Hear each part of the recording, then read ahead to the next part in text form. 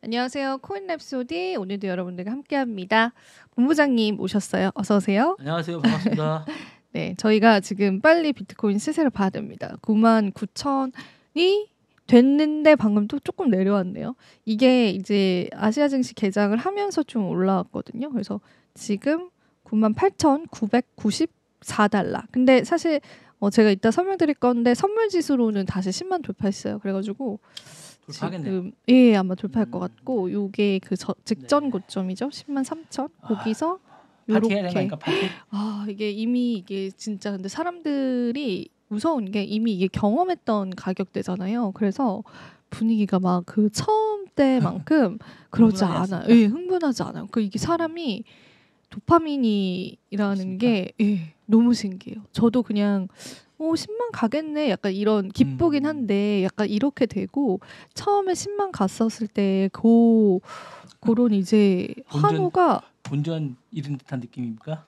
아니죠. 이제 그냥 본전에 왔구나. 약간 왜냐면 이때 매수하신 분들이 꽤 많아요. 그 실제로 주변에서도 투자자분들 심리가 그러니까. 그래서 이게 딱 그때 처음 10만 갔었을 때 그 열광했던 분위기랑은 조금은 달라요. 근데 이제 물론 좋긴 좋아요. 그러니까 너무 감사하고 좋고 고맙긴 한데 그래도 뭐 아무튼 이제 뉴욕 증시보다도 강했고 일단은 뭐 관세라고는 이제 시장에서 해석을 하는데 최근에 비트코인은 뭐 골드와 같은 안전자산과 조금 비슷하게 가는 경향이 있거든요. 그래서 또 이제 새로운 국면이 된 것 같습니다. 이더리움도 4% 올랐죠. 근데 이더리움은 그래도 2,000달러 선 하회여서 좀 잘 지켜봐야 될 것 같고요. 오늘 알트코인 중에 많이 올라간 거는 이더리움 있었고 그다음에 이제 많은 분들 XRP 기대하셨을 텐데 XRP는 2% 정도밖에는 올라주지 않았고요. 스위코인이 최근에 좀 그래도 되게 시세가 좋다고 보시면 되고 비트코인 캐시가 또 13% 올랐어요. 그래서 요것도 체크를 해보시면 좋을 텐데 오늘은 어쨌든 시장이 지금은 나쁘진 않으니까 좀 몇 가지 지표를 볼게요.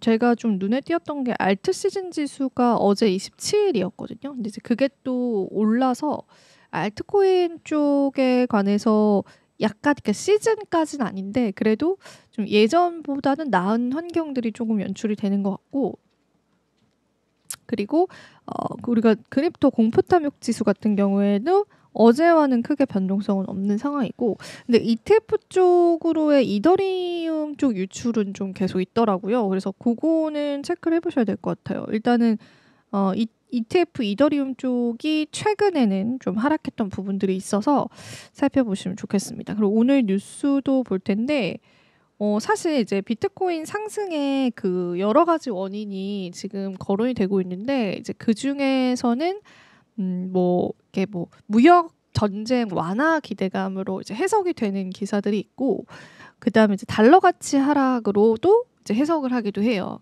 그게 이제 달러의 물론 이제 FMC 회의 간밤에 소화를 하면서 달러가 일시적으로 오르긴 했었거든요. 근데 이 달러 가치가 지금 계속 안 좋게 전망이 되고 있는 시점에서 비트코인 쪽으로의 조금 더 긍정적인 뷰가 많더라고요. 그래서 그걸 오늘 좀 얘기를 해드릴 건데 피터시프가 이제 달러 가치가 결과적으로는 수직 낙화를 할 것이다 그렇게 전망을 했습니다.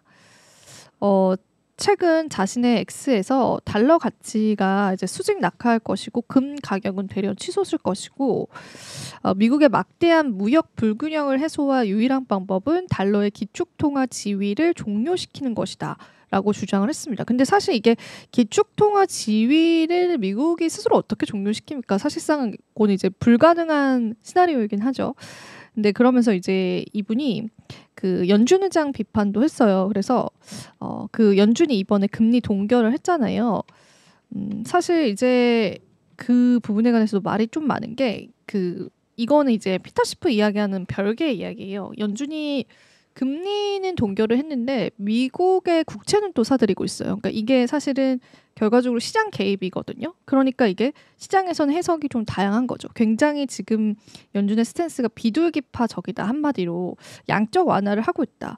우리가 이제 이렇게 시장에 개입을 하는 방법이 크게 두 가지가 있다면 그러니까 표면적인 시장 금리를 낮추는 방법 그리고 뒤에서 미국의 국채를 사주는 방법 이렇게 두 가지가 있는데 우리가 시장을 표면적으로 봤을 때는 금리 동결이네라는 걸로 이제 좀 매파적이다, 중립적이다 이렇게 볼 수 있지만 조금 더 시장을 조금만 더 깊이 있게 공부를 하면은 실제로 연준이 시장에 개입을 해서 양적 완화를 좀 하고 있다라는 그런 시그널도 있습니다. 그래서 이제 그거에 대한 해석도 있는데 일단은 파월에 대해서 피터 시프는요. 그 인플레이션이 강해지고 있어서 금리를 낮출 수도 올릴 수도 없는 딜레마에 빠져 있다. 그러니까 그가 딜레마에 지금 빠져 있다. 그렇게 봤고 그리고 일단은 그 빌 에크먼 같은 경우가 일단은 대중국 관세 20%까지 인하하고 점진적으로 관세를 인상하는 방안을 제안을 하자 피터 시품은 이게 효과 없는 대책이다라고 하면서 일축을 했어요. 여기 보시면 이제 그들의 약간 썰전에 관해서 캡처되어 있는 화면이거든요. 그래서 이렇게 보시면 되고 요거는 이제 제가 블록미디어 글을 발췌를 해왔습니다. 자, 그래서 인플레이션에 대한 두려움이 미국인들을 지속 불가능한 소비 패턴으로 내몰 수 있다고 경고를 했고 제가 앞서서도 이제 이런 이야기 해드린 적이 있는데 미국 경제는 70%가 소비이기 때문에 미국 국민들이 지갑문을 닫아버리면 경제 지표가 굉장히 좋지 않게 나옵니다. 실제로 이거는 이제 다양한 논문을 통해서 시뮬레이션 분석을 통해서 나왔던 결과이기도 해요. 그래서 이제 미국 국민들의 소비가 굉장히 좀 중요해서 미국 내에서도 소비자 심리 지수 이런 거 좀 중요하게 보잖아요.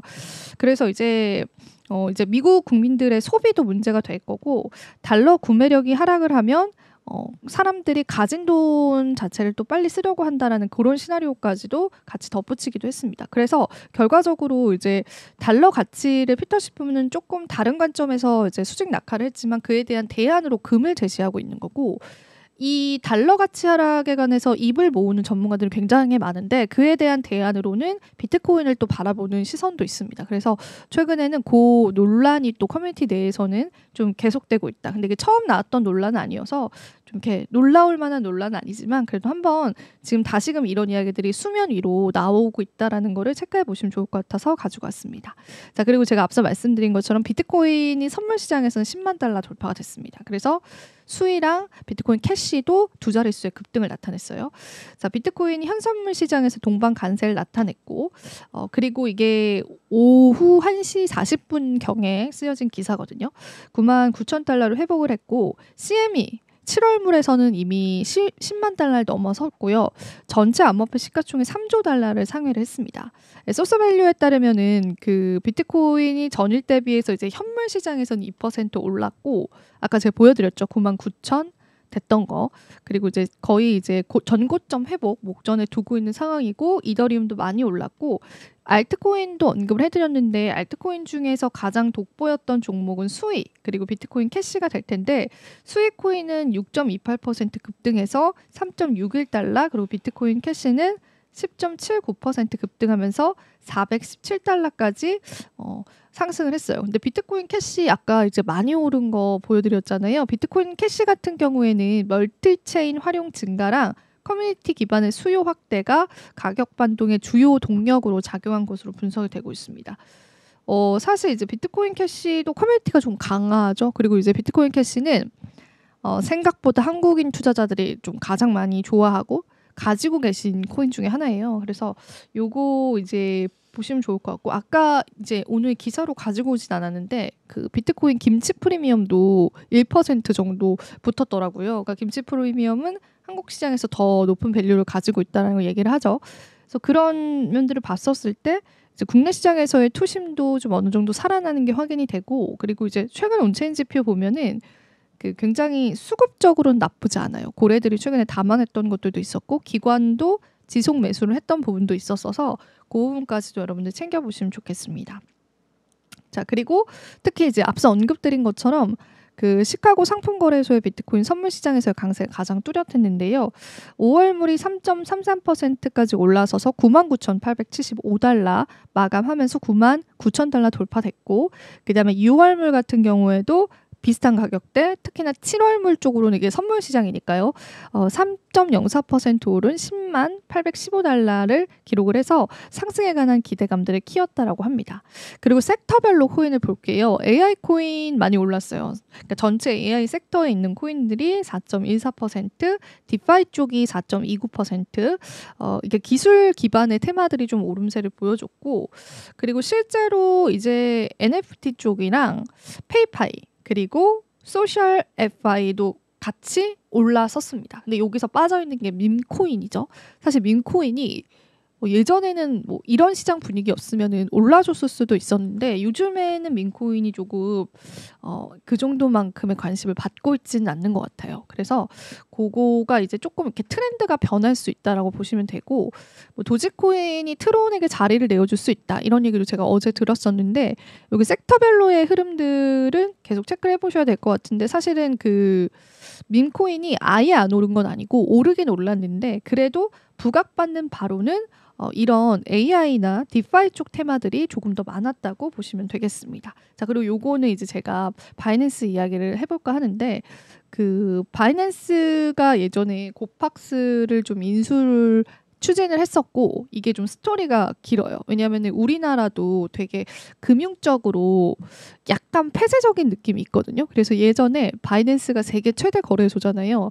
그 바이낸스가 이제 한국에 이제 지사를 설립을 해서 바이낸스 코리아가 있었어요. 근데 그거를 이제 국내 금융위 측에서 그걸 어찌 보면 이제 제지를 한 거죠. 못하게 한 거죠. 그래서 예전에 바이낸스가 세계 최대 거래소였는데 바이낸스 거래소에 한국어 지원 서비스도 있었습니다. 근데 제가 최근에 바이낸스 거래소에서 거래를 하면서 한국인 지원 서비스가 없어졌더라고요. 근데 없어진 지 꽤 됐대요. 저는 이제 바이낸스 거래소는 원래 해외 거래소로 사용을 안 했었고, 그 바이비트를 썼다가 바이비트가 해킹당했잖아요. 그래가지고 바이낸스를 옮기는 과정에서 바이낸스를 계좌를 개설을 하게 됐는데, 바이낸스 거래소가 지금 한국어 지원 서비스가 좀 사라졌다고 해요. 그래서 이게 바이낸스 측에서는 계속 한국이 이제 그래도 크립토 시장 내에서는 그 커뮤니티가 굉장히 단단한 편이에요. 그래서 외국에 있는 그 투자자 입장에서는 한국에 얼마나 진출을 하고 싶겠어요. 뭐 엄청난 블루오션이다 이런 건 아니어도. 그래서 바이낸스가 대신에 고팍스라고 하는 그 우리나라 거래소로 따지자면은 이제 소형 거래소이죠. 그러니까 그 규모가 엄청 적다 이런 건 아니고, 그러니까 업비트 대비해서 점유율이 적으니까. 그래서 이 고팍스를 계속 인수하려고 추진을 합니다. 근데 이제 그 고팍스의 지분을 그래서 사들이기 시작을 했고, 그래서 이제 고팍스가 사실 약간 그 문제가 좀 있었거든요. 그래서 피해자분들이 그 보상을 받지 못한 부분이 있어요. 그래서 그거를 바이낸스가 고팍스를 인수를 하니까, 왜냐하면 바이낸스는 세계 최대 거래소니까 그만큼 자본 유동성이 있을 거 아니에요. 그래서 그러면 바이낸스가 고팍스를 인수할 거기 때문에 고팍스 피해자들은 조금 낫겠다. 그러니까 조금 그래도 그럼 우리 자금줄이 좀 들어온다. 큰 자금줄이, 이런 또 기대감이 있었는데 그것마저도 국내 금융당국에서는 좀 저지를 했습니다. 그래서 이제 이게 피해자 입장에서는 왜 바이낸스가 인수를 하지 못하게 하느냐. 왜냐하면 우리는 지금 돌려받아야 될 돈이 있는데, 이런 입장일 수 있잖아요. 그래서 그게 또 논란이 많이 됐었는데, 바이낸스 측의 입장 관련해서 오랜만에 기사가 나온 것 같아요. 그 고팍스 피해자들에 대한 책임감을 밝히면서 함께하겠다라고 뜻을 전했고, 스티브 영킴 바이낸스 이사가 그 서울 여의도 국회의원 회관에서 제10 간담 회실에서 열린 고팍스 피해자 구제 방안 세미나를 통해서 바이낸스가 고팍스 인수를 결정을 했었을 때 상업적인 계산이 들어간 게 아니다. 인수 허가가 지금 금융당국 측에서 안 내줘서 그게 굉장히 늦춰지고 있지만 나는 포기하지 않고 그 피해자들에게 충분한 보상을 하겠다, 이런 입장을 표명을 했습니다. 그리고 바이낸스 창업자가 이제 창펑자오죠. 창펑자오와 경영진도 피해자 회복에 진심이라고 이야기를 했고, 바이낸스 창업주들은 이제 산업의 리더로서 무리를 해서라도 피해자들을 보상해주자는 생각을 가지고 인수권을 진행을 했고, 시간이 흐르면서 피해액이 커지긴 했지만 창업자 경영진은 여전히 피해자 회복에 책임감을 가지고 있다고 또 언급을 했고요. 직접 참석을 했습니다. 그래서 그분 사진을 가져올까 하다가 그냥 이제 텍스트만 가지고 왔는데 근데 이게 어떤 연유로 피해자가 생겼는지는 제가 좀 더 조사를 해봐야 될 것 같아요. 그게 바이낸스 때문에 생긴 건지 그러니까 아무튼 그게 인수가 되면은 그래도 어느 정도는 일단락되는 걸로 알고 있는데 국내에서는 이제 바이낸스의 지분 인수를 계속 허가해주지 않는 것 같아요. 그래서 그게 이제 계속 되고 있고 인수 위해서 끝까지 열심히 노력하겠다. 그런 이제 이야기 그리고 정부에 호소를 했습니다. 이런 아픔을 좀 살펴봐 달라. 피해자들이 있다. 그래서 당국이 부족한 부분을 말해주면 우리가 충분히 그거를 이제 고쳐 나갈 테니까 고팍스 인수에 관해서 허가를 조금 해줬으면 좋겠다. 그런 입장을 좀 표명을 했습니다. 그래서 피해자분들 입장에서는 그래도 어느 정도의 든든함은 조금 있지 않을까. 물론 각자 입장 차이가 있겠지만요. 그거 한번 체크해 보시고요. 마지막으로 이제 미국 재무부가 다음 주에 암호화폐 간담회 개최한다고 해요. 그래서 요거는 저희가 한번 쭉 그냥 체크해보면 좋겠어요. 제클린 맥리던 크립토인 아메리카 진행자가 X를 통해서 미국 재무부가 암호화폐 업계 관계자들과 비공개 간담회를 진행을 할 건데 거기에서 이번에서는 디파이 그리고 은행업, 사이버 보안 등 생태계 다양한 분야에 대한 논의를 할 예정이라고 합니다. 근데 이거 비공개 회담이어가지고 회담 진행된 이후에 우리는 좀 소식을 알 수 있을 것 같아요. 그래서 그 이후에 제가 한 번 더 시장에서 잡아드리도록 하겠습니다. 오늘 또 다양한 내용을 함께 말씀드렸습니다. 본부장님 오늘 어떤 내용 준비해 주셨을까요? 별 내용이 없는데. 아 그래요? 일단 해보십시오. 일단 뭐 그 보시면 일단 먼저 하겠습니다. 이거. 애플이랑 이 자료를 먼저 하죠. 애플이랑 이제 애플이 구글이 이제 그 검색 자료를 구글을 썼어요. 애플이. 그건 알고 계세요? 잘 모르시죠?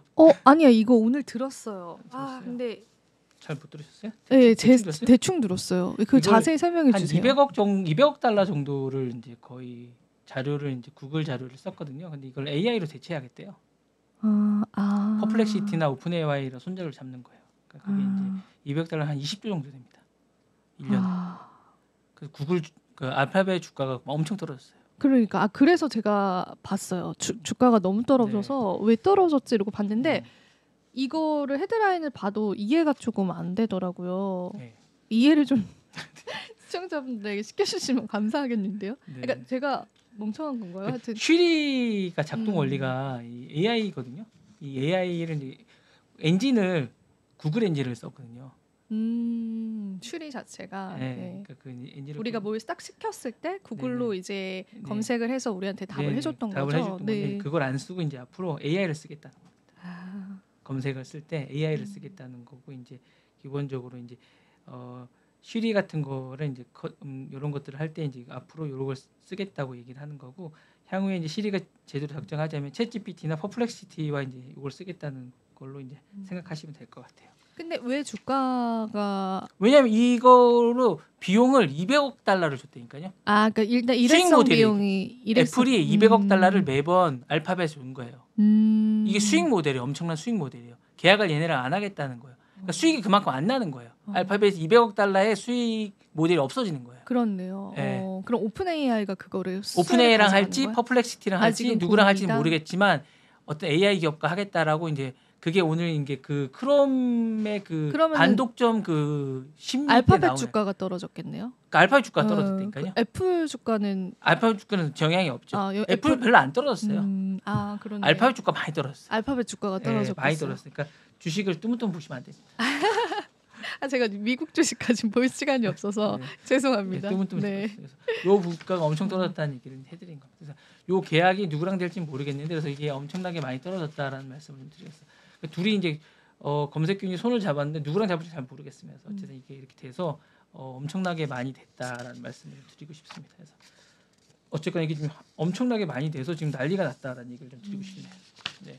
이 부분은 사실은 미국에서는 엄청난 소식이 없고 사실은 이 부분이 그 향후에 이게 지금 알파벳이 위기라고 할 정도가 왜냐면 이게 엄청난 그러니까 알파벳이 알게 모르게 엄청나게 여기저기 이 그 검색과 관련된 수익 모델이 많았어요. 계약을 맺고 있는 게. 근데 그걸 이제 AI 쪽에 뺏기는 거네요. 하나 둘. 그렇죠. 왜냐하면 사람들이 안 쓰니까 그리고 필요가 없다 생각하니까. 저 구글 가끔 쓰는데 저는 제가 쓰는 게 뭐겠죠? 소용이 없고 이상한 거 많이 쓰시잖아요. X도 쓰시고 남들 안 쓰는 거. 맞아요. 시대에 역행하고 있어요. 시대 역행이 아니라 특이하신 거죠. 특이하신. 아니 이게 지금 약간 세상이 좀 변한다고 느끼는 게 넷플릭스도 이제 초기 화면이 바뀌었거든요. 아 어떻게 바뀌었어요? 넓어졌어요. 그러니까 이제 그 넷플릭스도 약간 이제 포털화 되려고 하는 거거든요. 그러니까 이게 뭐 전반적으로 모든 창들이 그러니까 넷플릭스도 지금 이제 약간 AI화 돼가고 있는데 화면을 이제 딱 들어가면 저도 넷플릭스를 보면서 느끼는 건데 괜찮은 드라마를 하나 봤어요. 그러면 유사한 드라마를 하나 더 보고 싶어요. 근데 정말 그 걔네가 추천해준 드라마가 제가 원하는 드라마가 아닌 경우가 너무 많아요. 그러니까 비슷한 종류의 드라마라고 추천을 하는데 이건 제가 원하는 드라마가 아니에요. 얘는 정말 알고리즘이 맞지가 않는 게 정말 많거든요. 그러니까 비슷한 종류의 드라마라고 이제 추천을 해줘요. 비슷한 종류의 전혀 맞지가 않아요. 이건 정말 알고리즘이 맞지가 않다고 생각을 정말 많이 해요. 이게 내 취향이 아닌 거예요. 정말 알고리즘을 잘 못해요. 얘네는. 그렇네요. 예. 그런 경험 없어요? 있어요. 그러니까 얘는 정말 알고리즘을 잘 못한다는 생각을 정말 많거든요. 그러니까 AI 엔진이 정말 안 좋다는 생각이 들어요. 엔진이 안 좋네요. 예. 그러니까 그 AI 엔진이 정말 안 좋은데 최근에 그 엔진을 정말 보강했다는 생각이 자기네들은 그때 10년 만에 엔진을 보강했다는 선언을 한 거예요. 이번에 진짜 아닌지 모르겠어요. 그 선언을 오늘 한 거예요. 10년 만에 보강했다라고 이제 그 선언을 오늘 그거를 굳이 공개적으로 얘기했을까요? 누가요? 애플이 그래야 되는 거죠? 이거요? 네. 이게 공개적으로 선언한 게 아니고 이건 뭐냐면 이게 그 구글 그 어쨌든 그 법원 심리에서 나온 얘기예요. 아 그래요? 법원 심리에서 나온 얘기. 그러니까 공개 심리에서 나와서 이게 지금 이게 알파벳 발표를 한 거 아닙니다. 그치 발표한 거 발표한 아닌 게 거죠, 아니고 이게 이제 그 계약이 이제 안 하겠다라고 얘기한 건 법원 심리에서 나온 얘기라서 이게 어쨌든 공개한 거나 마찬가지예요. 그 기자들이 써서 이제 대대적으로 해서 주가가 떨어진 겁니다. 헤어지겠다라고 이제 법원 심리에서 나와서 그게 어쨌든 공식화된 겁니다.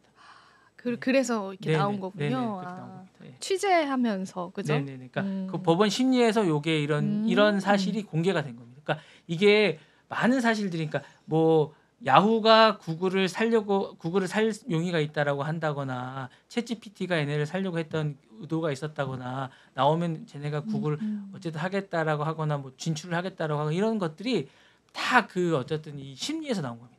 반독점 심리에서 나왔던 얘기들입니다. 이것도 이 심리에서 나왔다. 그렇구나. 네. 그러니까 앞뒤를 짝좀 잘라서 다들 이제 제목만 보고 그래서요. 예, 저도 그게 그렇습니다. 네. 이해가 안 갔었어요. 네, 감사합니다. 괜찮습니다. 다들 저와 같지 않을까요? 그렇습니다. 괜찮습니다. 알기스만 가져가십니다. 아, 네. 자, 테슬라가 그 중국 판매가 붕괴됐습니다. 그래서 일단은 지금 보시면 지금 테슬라가 상당히 안 좋은 겁니다. 그러니까 중국 판매가 전기차 판매가 7개월 연속 감소했고 4월 전년 대비해서 Y2Y가 마이너스 6%고요. 중국차 판매량은 좀 의미가 있습니다. 상하이 쪽이라서 이게 좀 잠깐 가져왔는데 4월 판매량이 58,459대고 전년 대비해서 마이너스 6% 정도 됐습니다. 그래서 3월은 25.8%가 급감했습니다. 중국 로컬 브랜드 가격 심화가 정말 심합니다. 유럽 수출 부진 영향이 좀 있고요. 중국산 모델 3하고 Y는 내수해서 유럽 수출 주력 모델인데 7개월 연속 판매 감소는 중국 내 점유율 방어의 적신호라고 할 수 있을 것 같습니다. BYD나 이제 리샹이라고 있습니다. 그리고 샤오펑 등 로컬 EV가 이제 전기차가 상승했고요. 그다음에 이제 약진을 한다고 할 수 있을 거예요. 유럽 시장에서 테슬라 이미지 타격이 수요 위축이 됐다고 할 수 있을 것 같습니다. 이거는 어쨌든 중국 수용차협회 기준이라서 상당히 신뢰도가 있습니다. 그래서 상반기에 가격이나 카드를 계속 사용 중임에도 불구하고 이렇게 이제 붕괴가 돼서 신뢰도 회복이 이제 추가 조치가 필요하지 않을까라는 생각이 있을 것 같은 생각이라서 좀 위험 신호가 아닌가라는 생각이 듭니다. 정말로 좀 위험하지 않을까라는 생각이 좀 드네요. 향후에 좀 뭔가 조치가 있어야 되지 않을까라는 생각이 좀 들고요. 좀 제가 볼 때는 이게 뭔가 좀 문제가 좀 있지 않을까 이 생각이 드네요. 여기 제가 볼 때 중국이 뭐 이제 많이 선점하지 않을까요? 누가요? 중국이 전기차 시장을? 예, 뭔가 제가 볼 땐 고가로 가야 될 것 같아요. 제가 여기서 오늘 해드릴지 모르겠는데 그 제가 개인 방송에 잠깐 했는데 그 GM 캐딜락은 36만 불짜리 전기차를 하루에 2대만 만들고 1년에 25대만 만드는 고가 전략을 하거든요. 그러니까 그런 전략을 좀 해보면 어떨까? 고가 전략하기엔 이미 아니 그런 라인도 만들었으면 좋겠다. 럭셔리 라인을 아예 럭셔리 라인을 만들었으면 좋겠다. 그러니까 뭐 5억 달러 5억짜리 약간 약간 라인 같은 거 몇 개. 머스크한테 전화해서 말씀해 주세요.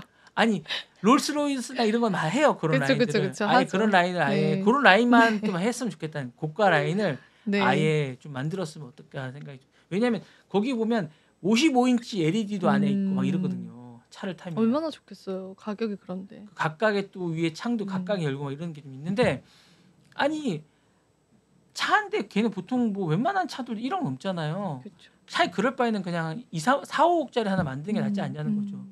이상하게 만들어서 1억을 받느니 그게 낫지 않을까 생각이 들어요. 좀 비싸게 만들어서. 네, 그게 낫지 않나 생각이 듭니다. 그 다음 소식도 재밌는 소식입니다. 아 이거 재밌습니다. 아니 백악관에 없습니다. 멜라니아가. 108일 동안 14일을 먹었어요. 근데 원래 그 너튜브에서 봤는데 원래 이렇게 공식 석상에 나가는 거 그렇게 좋아하지 아니 108일 동안 백악관에 머문다 14일이랬까요? 백악관 하긴 어디서 주무세요? 모르죠. 아 그래요? 미스테리.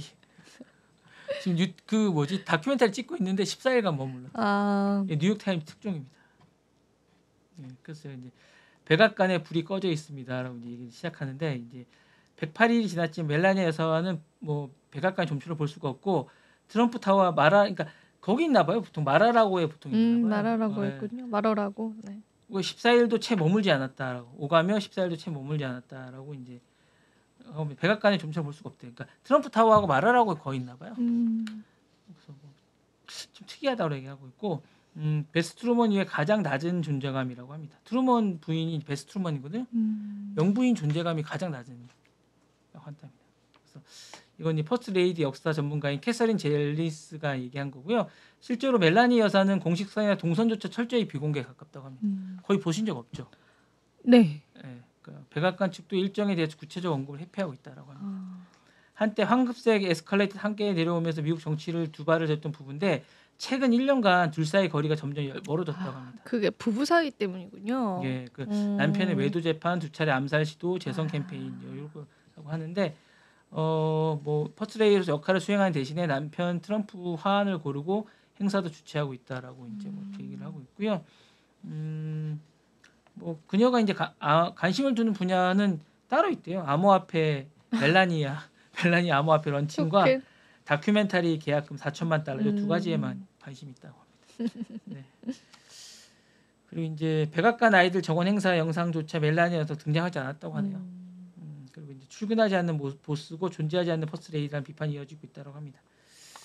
그렇게 얘기를 하고 있고요. 사실 이제 우선순위로서는 엄마, 아내, 퍼스트레이디 존재하는 거고 필요할 때 뉴욕에 있지만 판비치에도 있을 거라고 합니다. 그래서 이제 뭐 그렇게 하고 있고 일단 이번 주 대통령은 중동 3개국 이제 순방하잖아요. 영부인 동행하지 않는다. 진짜요? 네네. 그리고 교황 장례식에는 함께 했지만 돌아오는 길에는 다른 교통편. 예. 완전 좀 사이가 안 좋으신가 보다. 뉴요크 공항에 멜라니아 차량은 있었고 트럼프는 마리너능에 탑승했다고 합니다.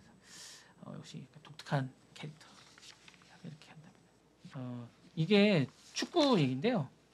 월드컵에 오라고 이제 막 합니다. 네. 월드컵에 막 오라는데 오래 머물지는 말랍니다. 아 그래. 네. 미국이. 그러니까 이민 불법으로 눌러 앉을까봐 그런 거죠. 그래서 이제 22년 카타르 때는 340만 명이었고 미국이 이제 2026년 대회가 이제 미국에서 하는데 48개국으로 이제 확대됐어요. 그래서 우리나라 어떻게 될지 잘 모르겠어요. 지금 빨리 승리를 해야 되는지 확정이 된다 확정이 안 됐습니다. 네, 2006년 48개국 확대돼서 총 104경기에서 78경기가 미국 11개 도시에서 열릴 예정입니다. 뉴욕, LA, 마이애미, 시애틀, 샌프란시스코에서 주요 대도시의 개최가 선정이 됐고 결승전은 뉴저지 메트로 라이프 스타디움에서 열립니다. 그래서 트럼프 대통령은 이런 행사를 운영하는 막대한 경제 효과와 국가적 효과가 위상이 확보될 수 있다라고 보안 예산으로 6억 2,500만 달러를 이제 지지한다고 밝혔는데 트럼프 대통령은 앤드류 줄리안이 어떤 월드컵 테스크 총 책임자를 임명했고요. 이 사람 줄리아나 혹시 뉴욕 시장 아들이래요, 이 사람이. 그리고 이제 테스코 총괄 책임했는데 프로골프 출신이고 스포츠 경험자도 있다고 합니다. 이제 외신 기자라고 하는데 문제는 오래 머물지 말랍니다. 그리고 이제 이 기본적으로 이제 축제는 허용하되 체류는 제한, 표현은 조건부 이렇게 얘기하고 있습니다. 그래서 정치가 경계선이 되지 않을까라고 얘기하고 있고 비자 연장 노 이렇게 얘기하고 있습니다. 약간 재밌지 않나 이런 생각이 드네요. 네. 이런 경우 좀 약간 드문데 이렇게 얘기하네요. 네. 독특합니다. 네. 보통 이렇게 축제하면 다 오래 머물고 돈 많이 쓰고 하고 이렇게 얘기하는데 독특하다고 생각이 듭니다. 드문데 이렇게 하지 않는 돈 많이 쓰라고 그러는데 오래 머물지 말라고 합니다. 예. 뭐 하긴 뭐 거기 보낸다고 하니까 리비아를 보낸다는 분들이니까 독특한 분들입니다. 자, 다음 소식 넘기겠습니다. 바이든이 반격을 하기 시작했습니다. 백악관을 떠난 6개월 정도 됐는데요. 조 바이든 대통령이 BBC와 최근 인터뷰를 했어요. 그러면서 이제 다시 정치 무대의 모습을 드러냈는데 그는 이제 트럼프 대통령의 외교 정책을 강하게 비판하면서 히틀러라고 표현했습니다. 이거 저희가 또 나눴던 얘기잖아요. 현대판 독재 네네네. 그런 얘기 했었잖아요. 그래서 이제 우크라이나 영토를 양보한 트럼프 제안은 현대판 유화주의라고 이제 주장을 했고요. 바이든은 러시아 푸틴 대통령 폭군이라고 지칭하면서 영토를 빼앗고 정치에 멈추지 않는다라고 했고 그는 이대로 나토가 붕괴될 수 있다라고 얘기하면서 미국의 국제 리더십에 대해서 이제 우려를 했고요. 오늘 뭐 기사를 잠깐 보셨는지 모르겠는데 바이든이 하는 건 이제 트럼프 다 반대하거든요. AI 칩 정책도 최근에 풀어줬잖아요. 네. 네, 그거 수출 그죠 반도체 그죠? 그래서 바이든 재임 기간 중에 핀란드, 스웨덴을 나토에 가입시킨 것을 이제 자기 외교 성과라고 이제 강조했습니다. 그래서 세계의 유일한 위치에 있다라고 얘기를 했는데 트럼프 대통령이 주장하는 그린란드 매입과 파나마 운하 반대에 대해서는 그건 미국답지 못하다라고 또 얘기를 했어요. 그러면 바이든은 자유와 기회의 나라를 영토를 몰수해서는 안 된다라고 이제 얘기하고 있고요. 사실 이제 자신이 이제 대선 불출마를 지난해 했잖아요. 자신이 하면서 결정은 옳았다고 자기는 얘기를 해요. 그러면서 어려운 결정이었다. 그러면서 뭐 좀 더 일찍 물러났어도 결과는 달라지지 않았을 거라면서 책임론에 대해서 선을 좀 일찍 물러났어야 된다고 보통 얘기를 했거든요. 그럼 이겼을지 몰라 또 얘기를 해요. 그렇죠. 네, 그러면서 시간을 더 해리스에게 줬으면. 그리고 이제 트럼프 집권 100일에 대해서 평가를 해달라고 했더니 승리라고 부를 만한 건 없다라고 또 얘기를 합니다. 그래서 본질을 알아가고 있고 권력 남용은 성공하지 못할 것이라고 또 얘기를 했습니다. 그리고 이제 뭐 그 향후 정치 영역에 대해서는 이제 뭐 이렇게 얘기를 하면서 뭐 여러 가지로 얘기를 하면서 이렇게 쭉 얘기를 하면서 어쨌든 독재 정치는 오래 못 갈 거다라고 쭉 얘기를 하면서 좀 뭐 좀 이렇게 얘기하고 있습니다. 네, 그래서 뭐 제왕처럼 행동하고 히틀러를 닮았다. 이렇게 얘기하고 있습니다. 별로 안 좋은가 봐요. 좋아할 리가 없죠. 이러면서 이제 뭐 또 다른 얘기를 하면 일부는 일기만 하고 물러났어야 했다. 이렇게 얘기를 하고 있고 뭐 좀 약간 히틀러 같다라고 얘기를 약간 돌려서 얘기하고 있는 것 같습니다. 네, 좀 안 좋은 것 같습니다. 네. 다음 얘기도 재밌습니다. 요거 딴 데서 못 듣는 얘기입니다. 약간 요거 이게 50년간 떠돌던 소련 우주선이 10일쯤에 떨어진대요. 지구에. 사고 나면 어떡해요? 그러니까 베네라라는 프로그램인데요. 넘버 671이라는 건데 V7167이라는 건데 이게 10일쯤 떨어집니다. 5월 10일쯤. 제가 단독으로 따고. 그 뭐 어디로 코스모스 떨어질 48입니다. 건지 지금 예측은 안 되는 거예요? 예측됩니다. 제가 알려드리겠습니다. 벼락맞을 확률보다 적습니다. 자, 북미, 유럽, 아시아, 아프리카, 오세아니아 전적이 이론상 낙하 가능한 지역입니다. 전역이 낙하 어딘지 모릅니다. 자, 50년 전 금성으로 향했던 소련의 우주선 파편이 지금 지구로 떨어지고 있습니다. 우리나라 왜 보도를 안 하는지 모르겠어요. 이 BBC에 제가 BBC와 이제 CNN을 단독으로 하고 있는데 우주 탐사의 유산이자 우주 쓰레기로 남은 이 물체가 예상보다 견고하고 대기권을 뚫고 지상에 도달할 수 있다는 우려가 지금 나오고 있습니다. 1972년 금성 탐사를 목표로 했던 베네라 프로그램이 추진됐는데 두 번째 탐사선이 V71 넘버 671은 궤도로 이탈에 실패해서 지구 궤도에 갇혔고 이후 코스모스 482라는 이름으로 등록이 됐는데 그 잔해 중 하나로 이제 추정되는 입자 캡슐이 50년간 궤도를 비행 끝에 5월 10일경 대기권으로 재진입할 예정이라고 합니다. 이 물체는 금성의 극한 대기 조건을 견디도록 설계된 특수 구조를 가지고 있고 대기권에 진입 시 완전히 타지 않고 일부가 지상에 도달할 수 있다는 분석이 나왔습니다. 그래서 이제 이게 물체는 마치 쇠공처럼 밀도가 높고 수십 년 동안 저궤도에서 버틴 것이라고 하는데 이게 일부가 땅에 닿을 가능성을 무시할 수 없다라고 합니다. 그래서 이제 추락 지점을 전혀 예측할 수가 없다고 하네요. 위도 52도 북남 범위, 즉 북미, 유럽, 아시아, 아프리카, 오세아니아 전 지역이 될 수 있고 하지만 지구 표면이 70%가 바다인 만큼 대부분 해양으로 떨어질 것으로 예상된다고 합니다. 걱정하지 마십시오. 네. 여러분이 맞을 확률은 벼락보다 낮다라는 게 델프트 공대 마크로 랑부르의 공대에 다행입니다. 계신 분이에요. 네, 그 전체 지구 면적의 해안이 차지하는 게 굉장히 제가 행동 지침을 지금부터 알려드리겠습니다. 아, 행동 지침인가요? 만약에 파편이 떨어졌을 경우 시민 여러분의 주의가 필요합니다. 예. 연료 잔류물이나 유독 물질이 남아 있을 수 있게 절대 손을 대지 마시고 당국에 신고를 바랍니다. 네. 신고해야죠. 네, 그리고 이번 사건은 1967년 우주조약에 따라 해당 잔해물은 러시아 소유입니다. 그리고 추후 회수가 될 수 있고 전문가들 이를 계기로 우주 쓰레기 감축 노력과 재진입 통제 기술에 따라서 중요성을 다시 한 번 더 강조하고 있다고 합니다. 예, 그렇다고 하네요. 네. 예, 재밌죠? 재밌네요. 다른 데서 들을 수 없는 이런 내용. 네. 뭐 다른 소식이 더 있지만 네, 여기까지 해드릴까요? 네, 좋습니다. 네. 네. 뭐 암호화폐 소식도 있지만 제가 그만하겠습니다. 네. 잘했어요. 뭐그 뭐지? 테드 1분기 뭐 그 발표했던데요?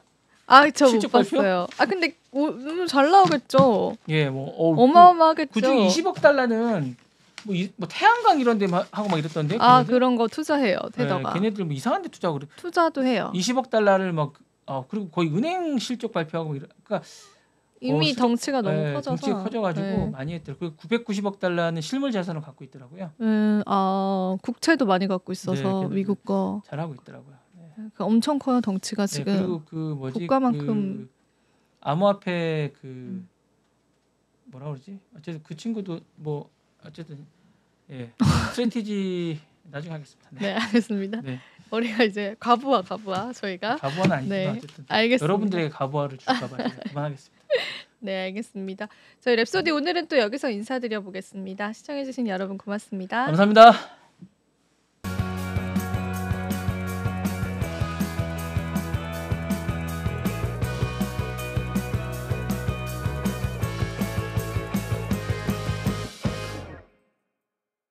시청자 여러분 안녕하십니까? 국내외 주요 소식 전해드리는 모두의 증시 고유림입니다. 첫 번째 뉴스입니다. 삼성전자가 8년 만에 대규모 인수합병을 통해 신성장 동력을 확보하며 추가 M&A에 대한 기대감을 고조시키고 있습니다. 이번 M&A는 자회사 하마니, 프리미엄 오디오 브랜드인 바워스 앤 윌킨스를 보유한 미국 마시모 오디오 사업부를 3억 5천만 달러에 인수한 것이며 이는 삼성전자의 새로운 M&A 전략의 첫걸음으로 해석되고 있습니다. 삼성전자는 2017년 하만을 80억 달러에 인수한 후 하만의 영업이익은 급격히 증가하며 삼성전자의 실적에 큰 기여를 했습니다. 2017년 첫해 영업이익이 600억 원에 불과했으나 6년 만인 2023년에는 1조 1,700억 원으로 급증했습니다. 하만은 지난해 1조 3천억 원의 영업이익을 기록하며 삼성전자의 중요한 실적 버팀목이 되었으며 이번 마시모 오디오 사업부 인수로 오디오 분야의 경쟁력을 더욱 강화할 전망입니다. 이번 인수로 하마는 전장용 오디오 시장에서 입지를 넓히고 데논과 마란츠 등 경쟁력 있는 브랜드를 보유한 마시모의 오디오 사업부를 통해 프리미엄 오디오 시장에서도 영향력을 강화할 것으로 예상됩니다. 삼성전자는 그동안 하만의 AKG, 하만카돈 브랜드를 활용하여 스마트폰, 태블릿 PC, 무선 이어폰 등 다양한 제품의 음질을 개선해 왔으며 이번 M&A를 통해 차별화된 음향 경험을 제공할 계획입니다. 이번 마시모 오디오 사업부 인수는 삼성전자의 초대형 M&A의 서막을 알리는 사건으로 향후 삼성전자가 더 큰 M&A를 진행할 것이라는 기대감을 높이고 있습니다. 삼성전자는 올해 3월 주주총회에서 글로벌 기술 경쟁이 치열한 환경에서 새로운 기술과 역량 확보는 지속적인 성장의 필수 조건이라며 올해 유의미한 M&A를 추진해 가시적 성과를 내겠다고 밝혔습니다. 이에 따라 전장, 바이오, 의료기기 분야에서 추가적인 M&A가 예고되고 있습니다. 전장 분야에서는 차량용 반도체 기업들이 주요 후보군으로 거론되고 있으며 삼성전자는 네덜란드 NXP와 독일 인피니언 등 굴지의 반도체 업체들과 M&A를 검토하고 있습니다.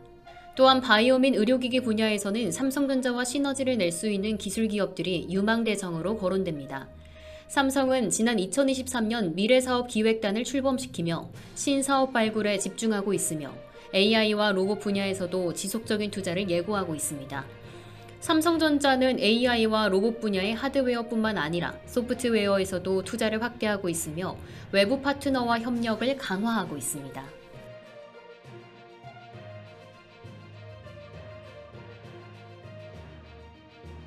한화 에어로스페이스가 격호제에 힘입어 주가가 급등하며 시가총액 5위로 올라섰습니다.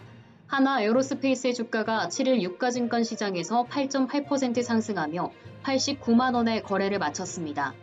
이날의 상승은 한화 에어로스페이스가 역대 최고가를 경신하며 장을 마친 것이며 장마감 시점 기준은 시가총액은 40조 5,672억 원을 기록했습니다.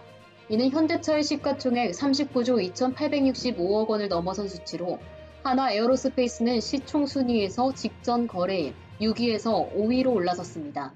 이날 주가 급등의 배경에는 두 가지 주요 호재가 있었습니다. 첫째, 한화 에어로스페이스가 캐나다 육군의 고속 기동 포병 로켓 시스템과 유사한 다연장 로켓 무기와 K9 자주포를 판매하는 방안을 제안했다는 소식이 전해지며 투자자들의 관심을 끌었습니다. 특히 향후 실적 개선에 대한 증권가의 낙관적인 분석이 주가 상승을 견인한 것으로 보입니다. DB증권은 한화 에어로스페이스의 깜짝 실적이 지속될 것이라며 목표 주가를 기존 88만 원에서 100만 원으로 상향 조정했습니다. 서재호 연구원은 폴란드 자녀분과 내수 양산 사업 타임라인을 고려할 때 한화 에어로스페이스의 올해와 내년 연간 영업이익은 각각 2조 5천억 원과 2조 7천억 원으로 증익 기조가 지속될 것이라고 전망했습니다. 또한 그는 글로벌 무기 수요 증가와 탄약 초과 수요량을 감안할 때 해외 진출을 통한 사업 확장으로 중장기 성장 잠재력도 보유하고 있다고 설명했습니다. 같은 날 NH투자증권도 향후 유럽의 군비 증강에 따른 수혜를 기대하며 한화 에어로스페이스의 목표 주가를 87만 원에서 100만 원으로 상향 조정했습니다. 한화 에어로스페이스는 군수 산업에서 꾸준히 실적을 개선하고 있으며 최근 글로벌 군비 증강과 탄약 초과 수요에 힘입어 중장기적인 성장 잠재력을 더욱 강화하고 있습니다. 글로벌 시장에서의 확장 가능성, 특히 유럽의 군비 증강에 따른 수혜가 기대되는 가운데 향후 한화 에어로스페이스의 실적은 지속적으로 긍정적인 흐름을 보일 것으로 분석되고 있습니다.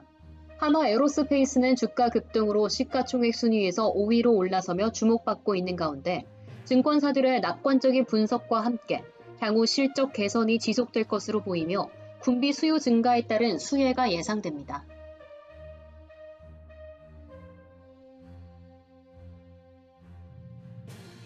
요식업 대부 백종원 대표가 이끄는 더본코리아가 연이은 악재 속에서 주가 하락을 이어가고 있습니다. 백 대표는 대국민 사과와 방송 중단이라는 초강수를 두었으나 시장 반응은 냉담했습니다. 8일 한국거래소에 따르면 더본코리아의 주가는 전거래일 대비 2.04% 하락한 26,400원에 마감했습니다. 이는 상장 첫날인 2023년 11월 6일 기록한 고가 64,500원 대비 약 59% 하락한 수치입니다. 공모가에도 미치지 못하며 상장 약 6개월 만에 52주 신저가를 경신했습니다. 더본코리아는 올해 초부터 각종 논란에 휘말렸습니다. 지난 1월 말 시작된 백햄 품질 논란을 시작으로 농지법 위반 의혹, 자사제품 된장 등의 원산지 표기 오류, 새마을식당 내부 온라인 카페의 직원 블랙리스트 운영 정황, 농약 분무기 사용 영상 논란 등이 연이어 불거졌습니다. 이에 백 대표는 올해에만 3차례 공식 사과문을 발표했습니다. 특히 5월 6일에는 유튜브와 보도자료를 통해 이제 방송인이 아닌 기업인 백종원으로서 모든 열정을 더본코리아에 쏟겠다며 방송활동 전면 중단을 선언했습니다. 기업 신뢰 회복을 위한 마지막 승부수로 해석됩니다. 하지만 이 같은 조치에도 주가는 반등의 기미를 보이지 않고 있습니다. 업계에서는 한 번 무너진 소비자 신뢰를 회복하기 위해서는 상당한 시간이 필요하다는 평가가 나오고 있습니다. 현재 백 대표가 출연 예정이었던 방송들도 차질을 빚고 있습니다. 넷플릭스 요리 서바이벌 예능 흑백요리사 시즌2, TVN의 장사천재 백사장 시즌3 등이 대기 중이며 지난달 MBC에서 방영 예정이었던 남극의 셰프는 첫 방송이 연기됐습니다. 한 외식업계 관계자는 방송 중단은 백 대표의 결단이지만 이미 소비자에게 돌아선 인식을 되돌리기 위해서는 단순한 사과 이상의 시간이 필요하다며 더본코리아가 얼마나 빠르게 경영 정상화와 신뢰 회복에 나설 수 있을지가 향후 주가 흐름의 핵심이라고 밝혔습니다. 하지만 이러한 논란들이 주가에 영향을 미치고 있으며 신뢰 회복은 시간이 필요할 것으로 보입니다.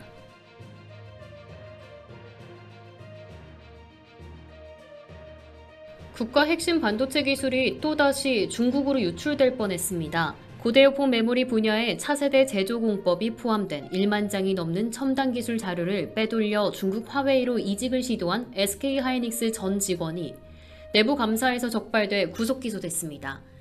국가 핵심 산업인 반도체, 그중에서도 HBM, 고대역폭 메모리는 AI, 슈퍼컴퓨터 등의 필수적인 고부가가치 메모리로 전 세계에서 SK하이닉스가 1위를 차지하고 있습니다. 이 최첨단 기술이 중국 기업으로 넘어갈 뻔한 사건이 벌어졌습니다. 서울중앙지검 정보기술범죄수사부는 전 SK하이닉스 직원 김모 씨를 산업기술보호법 위반 혐의로 구속 기소했다고 밝혔습니다. 김 씨는 SK하이닉스 중국 법인에 근무하며 중국 화웨이의 팹리스 자회사 하이실리콘으로의 이직을 추진하던 중 회사의 기술을 대량으로 빼돌린 것으로 드러났습니다. 그가 촬영한 기술 자료는 무려 1만 1000여 장, 일부는 대외비 문구나 회사 로고까지 삭제해 유출 사실을 은폐하려고 했습니다. 특히 유출 자료 중에는 HBM 공정의 하이브리드 본딩 초기 기술이 포함되어 있습니다.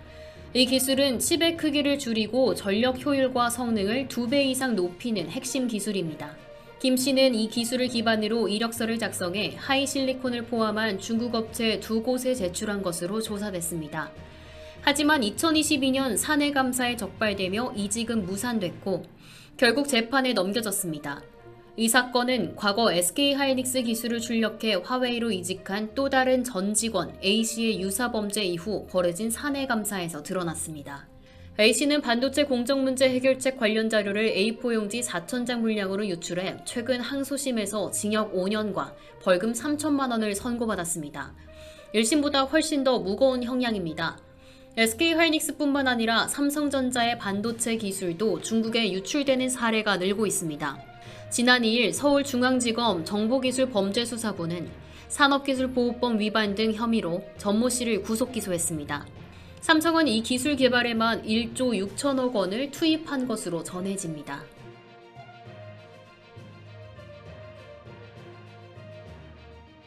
AI 반도체 경쟁이 치열해지는 가운데 미국의 팹리스 기업 AMD가 삼성전자 대신 대만의 TSMC를 선택할 가능성이 제기돼 반도체 업계가 술렁이고 있습니다. TSMC의 미국 애리조나 공장이 가동되며 주요 고객사들이 줄줄이 몰리는 가운데 삼성전자는 파운드리 사업의 추가 악재를 마주하게 됐습니다.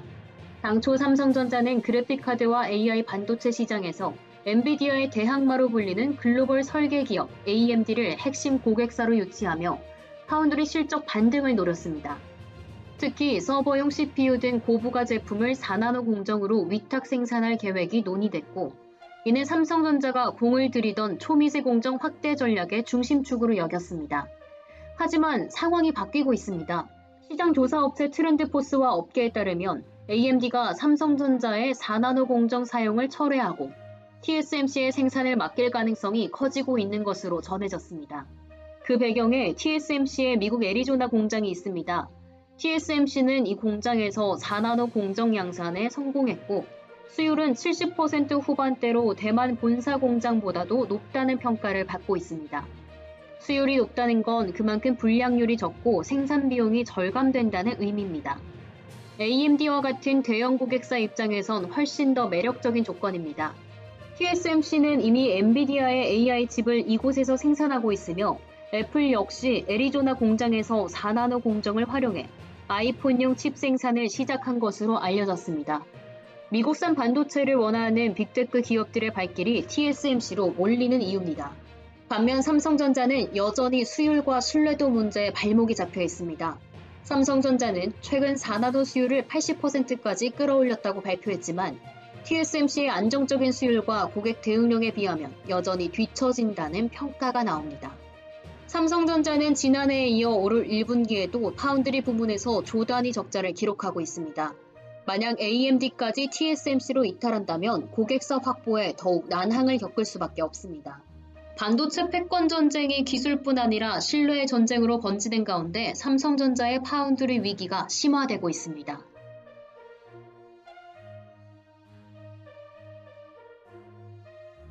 이상으로 모두의 증시 마칩니다. 본 방송에서 제공해드리는 정보는 투자 판단에 대한 조언일 뿐 해당 자산의 가치와 상승을 보장하지 않습니다. 시청해주신 여러분 고맙습니다.